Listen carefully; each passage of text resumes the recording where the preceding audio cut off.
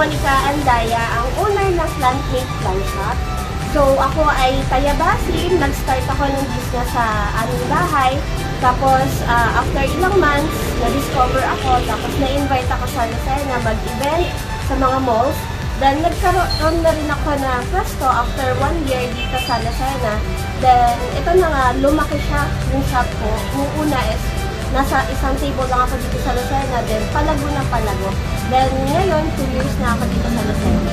So, ako ay 24 years old, nag-start mag-business. Then, ngayon is 26 years old na ako. Then, magkakaroon na rin kami ng isa pang business sa SM. Opening isa October 15. Graduate ako ng psychology sa SLSU Lokban. Graduate ako ng 2018. Then, 1 year ako nagtrabaho sa agricultural business as HR. Kaya nagkaroon din ako ng background and knowledge sa agriculture. Nag-start talaga yung business ko nung pandemic. Before pandemic, syempre walang work. Meron kasi akong plan sa bahay. So, yun ang pinagkaabalahan ko nung pandemic. So, hindi pa sa uso. So, pinost ko one time yung plans ko, which is yung succulents. Tapos maraming gustong bumili sa akin. So, nagulat ako bakit may nabili. Yun na, hindi man na pala yung plans. So, doon nag-start. Hanggang sa naisip ko, sige, magtinda kaya ako.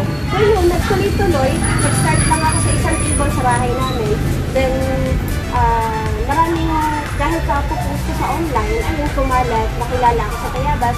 Hanggang sa na-invite nga ako ng tourism, provincial Quezon dito sa Lucena, na event sa mga SM. So, yun, nagtuloy-tuloy hanggang sa nagkaroon ako ng festival. Simulan ko yung business ko sa plants kasi maganda kasi siya. Kasi napag-aralan ko siya bago ako mag-business. So, maganda ang may halaman kasi parang friend mo na rin siya. At saka nakakatuwa sa pakiramdam kahit hindi ko alam yung halaman, pag sinerch ko, maganda pala ito, namumulaklak. Then nakakatuwa na makita mo yung plants na nag-grow, tama yung pag-aalaga mo. In-embrace ko na lang yung plants. So, hindi na ako basta nag-business ng plants. So, minahal ko din talaga yung plants. Inaral ko sila. Then, ayun, in-enjoy ko lang yung pag-itinda ng mga plants hanggang sa hindi ko namamalayan, malaki na pala yung shop. Ayun. Sa pagkukomplete naman ng sales, from supplier, syempre, nagbabayad ako ng BIR. So, ang pricing, halimbawa, ang bili ko sa supplier is 100. So, 50% dapat tutubo ko doon. So, nagiging 200 plus 10% para naman sa BIR and other expenses. So, halimbawa, 100 ko nakuha, so 200 ang price, so 220. So, ganun siya. 20%. Yes. Tapos naman sa pagkukompute ko everyday, hininiwalay ko yung kapital sa tubo, tapos pinakwenta ko yung tubo, tapos tipikan ko doon kung kumita ba ako sa araw na ito. So, nilalas ko doon yung mga expenses, bayad sa rent, sa tao, tapos sa mga electricity, water bill, internet, saka sa BIR. Yung mga plans namin, dalawang klase yan. May imported at saka local. So, karamihan sa plans ko is imported. Kasi pag local, hindi na siya masyadong maganda. Imported, mas maganda sa akin. So, ito local natin to. Itong Union Potus, yan. Ito yung mga imported. Cobra Fern, yan. Meron tatlo, ito local siya. Bali, yung plants is galing sa Thailand, sa China, at saka sa Holland. So, meron din tayong mga fertilizers. So, meron din tayong mga pang-hydroponics. Halimbawa, sa mga lettuce, meron tayong nutrients. Yan, para sa mga hydroponics yan. Master blend, snop, nutrihydro. Tapos, meron din tayong mga fertilizers. May mga pang-pabulaklak. Tapos, meron din tayong mga rooting hormone, mga pampaugat naman sa ating mga cuttings. At meron din insecticide, fungicide, at saka pesticide. Sir, yung materials naman ng mga fertilizer, usually saan yung patient po? Bali, ito po ba sa local din o sa... meron. Meron din. Merong local, merong imported. Katulad nito, from Spain siya. Pero maganda talaga yung kanyang effect sa plant. Sobrang para siyang plant booster. Pag nilagyan mo yung lupa ng ganito, talagang sobrang dami ng tubo ng leaves or green. So, sa ano naman, sa mga chemical, meron tayong chemical and organic. So, pag organic, may siya. Pag inorganic, mga selling, yan. So, dito mo malalaman kung ang i-apply mo sa halaman is chemical. So, the yellow, warning siya, harmful, may nakalagay. So, chemical. Pero pag halimbawa naman na ganito, green siya, yan. Or may nakalagay din naman siya na organic, so safe. So, pag chemical, kailangan mong mag-wear ng mask, face shield, tapos gloves. Tapos, meron din kami iba't ibang fertilizers dito at saka mga panglahok sa mga lupa. Like, perlite, ito mga ano naman sa mga ibang fertilizer na hinahalo naman siya sa tubig, then binibigay sa halaman.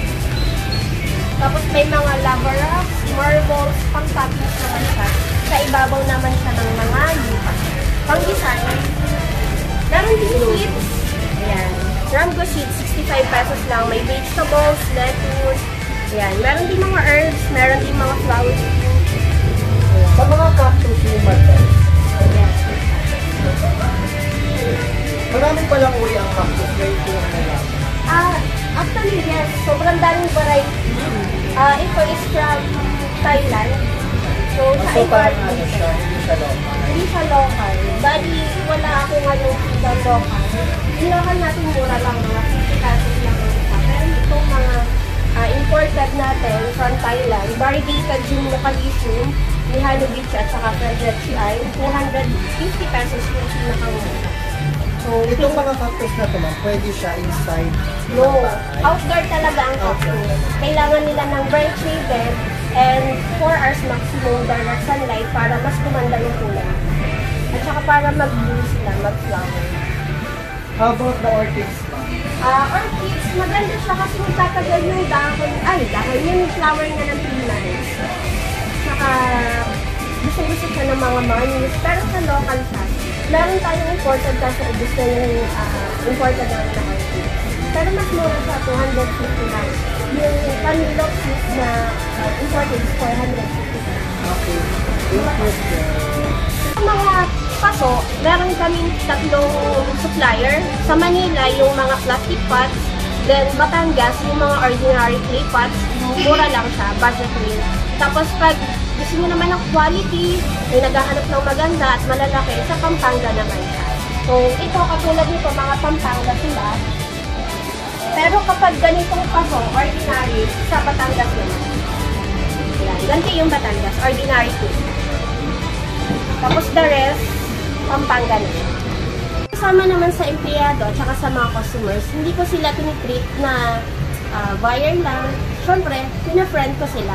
So, after nilang bumili sa akin, binibigyan ko sila ng tip kung paano alagaan yung plants. And syempre, sinasabi ko sa kanila, if may mga questions sila, pwede silang mag-message sa akin. Kaya lagi kami may calling card para in case na may nangyari sa plants nila, may tanong sila, pwede silang tumawag sa akin anytime or mag-chat. Sa empleyado naman, wala silang masasabi sa akin kasi sobrang load ko sa kanila. Walang pressure pag pumapasok. So, kung nandito sila, hindi ako yung boss talaga ang dating. Parang friend lang din kami, nagkakwentuhan kami. Then sa sweldo, walang problema. Talaga namang hindi ako bumababa sa below. Tapos merong bayad ang OT, tapos pag minsan nagpapamaryada din. So, ayos naman, walang problema. Tumagal kong business ko, syempre 2 years na ako. So, ang ginawa kong strategy is everyday nagpo-post ako online. Then, kung ano yung usong halaman, syempre, tinitinda ko din, bumibili din ako sa supplier. Hindi lang ako nag-stay sa isang halaman or dito lang sa outdoor. Meron akong indoor, outdoor para kung halimbawa kung ano ang kailangan ng client. So, meron akong suggestion or ibibigay sa kanila na kung ano yung kailangan nila. Tapos, syempre, sa client yun nga, sinabi ko na kanina, pinifriend ko sila para bumalik sila at para i-recommend pa nila ako sa ibang client. So, hindi naman ako nag-overpricing. So, kung ano man yung price ngayon ng ganung halaman, yun lang talaga yung price. Hindi ako nag-overpricing. Para sa mga magbubukas ng business or gustong mag-business, napakaganda talagang mag-business. Pero, bago ka magtayo ng business, dapat siguraduhin mo na yung business na itatayo mo ay gusto mo. Hindi lang dahil sa in-demand. Dapat nasa puso, halimbawa, mahilig ako sa halaman. So, doon ko pinush yung halaman. So, kahit pagod ako, hindi ko nararamdaman yun. Kasi masaya ako na ginagawa ko yun. Yun yung mahalaga, na gusto mo yung ginagawa mo. Hindi lang dahil sa in-demand yung products na yun. Dapat may knowledge ka rin, aalamin mo kung ano yung business na papasukin mo para mag-success ka.